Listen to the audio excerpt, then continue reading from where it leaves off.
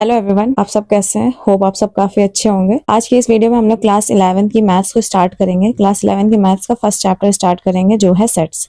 तो सेट्स में basic definitions क्या होती है, उसकी रिप्रेजेंटेशन क्या है एंड उसमें क्या क्या चीज़ों का हम ध्यान रखते हैं एक सेट को फॉर्म करने के लिए, और सेट किस टाइप्स में फॉर्म होते हैं। सेट टू टाइप्स में फॉर्म होते हैं, वो आपको आगे बताऊंगी इस लेक्चर्स में। तो सबसे पहले हम देखेंगे सेट क्या होता है। सेट क्या होता है? A set is a well defined collection of objects. अब ये डेफिनेशन तो काफ़ी छोटी सी है, आपको लग रहा होगा बहुत छोटी डेफिनेशन है, मतलब इजी होगा। तो नॉर्मली ये इजी भी है। इसमें क्या कह रहा है, एक सेट है वो क्या होगा, एक वेल डिफाइंड ऑब्जेक्ट होना चाहिए। मतलब जो सेट है, अगर हम कोई सेट बात करें, जैसे कोई सेट हमें ए दे रहा है, उस सेट के अंदर जितनी भी चीज़ें होंगी उसे हम लोग क्या बोलेंगे, एलिमेंट्स। तो सेट में हमेशा क्या होगी, एक वेल डिफाइंड ऑब्जेक्ट्स होने, मतलब वेल डिफाइंड एलिमेंट्स होने चाहिए। मतलब अगर जो भी एलिमेंट किसी सेट में बताए गए हैं वो एलिमेंट मेरे लिए भी सेम होने चाहिए, और अगर अदर किसी पर्सन से पूछा जाए तो उसके लिए भी सेम होना चाहिए।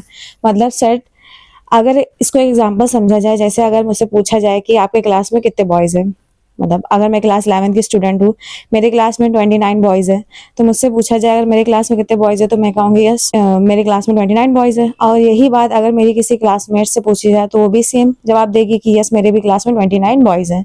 तो इसमें क्या हुआ, हम दोनों के जो स्टेटमेंट्स है वो एकदम ट्रू है, मतलब सबके लिए ट्रू है, तो वो क्या हो जाएगा, एक सेट होगा। लेकिन अगर यहीं पे अगर हमसे क्वेश्चन पूछा जाए कि मेरी फेवरेट नॉवल कौन सी है, तो हो सकता है मुझे कोई और सी नॉवल पसंद हो और जो मेरी क्लासमेट है या मेरी फ्रेंड है उसे कोई और सी नॉवल पसंद हो, तो यहाँ पे हम दोनों के लिए जो स्टेटमेंट है वो ट्रू नहीं आएगा। कि मेरे लिए क्या होगा, वो जो उसने एक क्राइटेरिया दिया है कि इस क्राइटेरिया में मुझे बताना है कि मुझे क्या चीज़ पसंद है क्या नहीं, और वही दूसरे के लिए क्या हो जाएगी, अलग हो जाएगी। इससे क्या होगा, हम दोनों के आंसर मिसमैच हो जाएंगे। तो सेट क्या होता है, एक ऐसा कलेक्शन होता है जो आंसर मेरे लिए भी सेम हो और आपके लिए भी सेम हो, उसे हम लोग क्या बोलते हैं, सेट।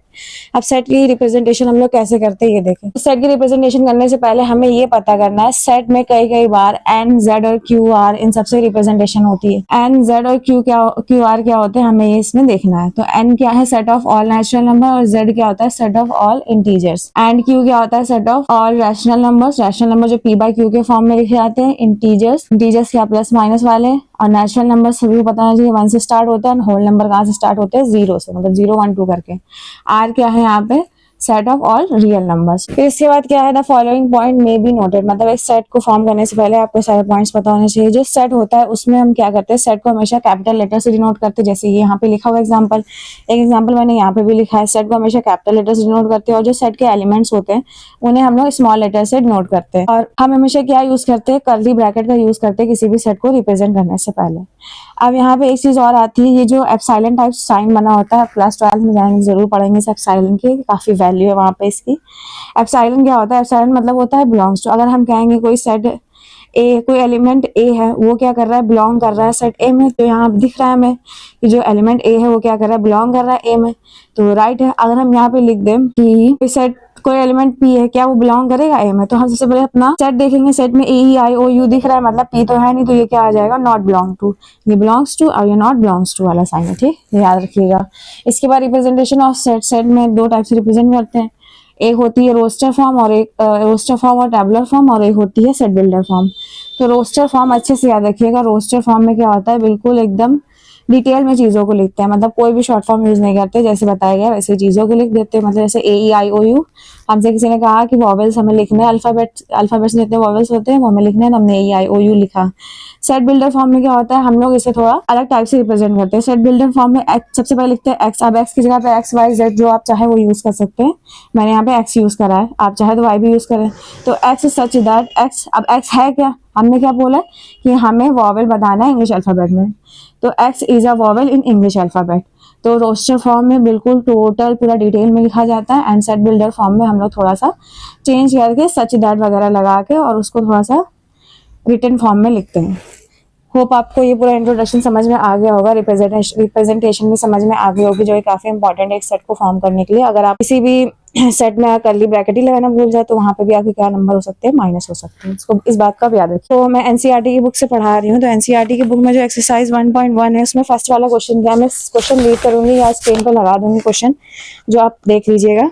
इसमें क्या है, फर्स्ट वाला क्वेश्चन कह रहा है the collection of all the months of year beginning with the letter J. और पूरे ईयर में जो जो मंथ जैसे स्टार्ट होते हैं हमें वो बताने हैं। तो ये सेट होगा कि नहीं हमें ये बताना है। तो यस ये सेट होगा। क्यों सेट होगा? क्योंकि जैसे अगर मैं कहूँ जनवरी जुलाई जून ये सब मंथ्स मेरे लिए भी सेम होंगे अगर मुझसे कोई पूछे, एंड अदर पर्सन के लिए भी सेम होंगे, तो ये सेट होगा।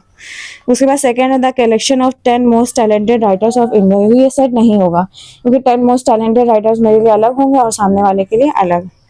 A team of 11 best cricket batsmen of the world, ये भी सेट नहीं होगा। The collection of all boys in your class, मतलब आपकी क्लास में जितने भी बॉयज हैं उनका कलेक्शन तो वो मेरे लिए भी सेम होगा और आपके लिए भी सेम होगा। अगर मेरी क्लास में किसी भी क्लासमेट से मेरे पूछा जाए कि मेरी क्लास में कितने बॉयज है तो सेम सबके लिए सेम होगा। तो ये क्या हो जाएगा? एक सेट होगा। फिर उसके बाद है the collection of natural numbers less than 100, ये भी एक सेट होगा क्योंकि 100 से कम जितने भी नेचुरल नंबर्स हैं वो मेरे लिए भी सेम है और आपके लिए भी same. A collection of novel written by the writer Munshi Premchand, तो मुंशी प्रेमचंद की मतलब एक स्पेसिफिक राइटर की बात करके पूछ रहा है हमसे कि इस मतलब इनकी जितनी भी नॉवेल्स है क्या उसका सेट एक बनेगा मुंशी प्रेमचंद का। तो यस, क्योंकि वो मेरे लिए भी है वही सारी नॉवेल्स जो मुंशी प्रेमचंद की मुझे पता है वही सारी सामने वाले को पता है, तो ये क्या हो जाएगा? एक सेट हो जाएगा। The collection of all even integers, same, ये भी क्या होगा? एक सेट होगा। इसके बाद है the collection of question in this chapter, इस चैप्टर में जितने भी क्वेश्चन हैं उनका कलेक्शन सेट है कि नहीं, तो ऑब्वियसली बात है इसका जवाब आप कमेंट सेक्शन में दीजिएगा सेट है कि नहीं, आप बताइए। Collection of most dangerous animal of the world, तो ये भी क्या होगा? सेट नहीं होगा क्योंकि मेरे लिए मोस्ट डेंजरस एनिमल्स हो सकता हो कुछ और हो सकता है मुझे स्पाइडर से डर लगे, किसी और को, आप लोगों को माने लिजर्ड से डर लगता है, लायन से डर लगता है, लेकिन ऐसे क्या होगा? हर पर्सन को अलग अलग एनिमल से डर लगता है, तो इसलिए क्या हो जाएगा? ये सेट नहीं होगा। सो मैंने आज फर्स्ट क्वेश्चन इसमें कंप्लीट करा दिया है। नेक्स्ट वीडियो में इसके बाद के क्वेश्चन को हम लोग डिस्कस करेंगे। होप आपको ये वीडियो अच्छी लगी होगी। If you like then please subscribe and thank you for watching. और आपकी कोई भी क्वेरी हो आप कमेंट सेक्शन में पूछ सकते हैं।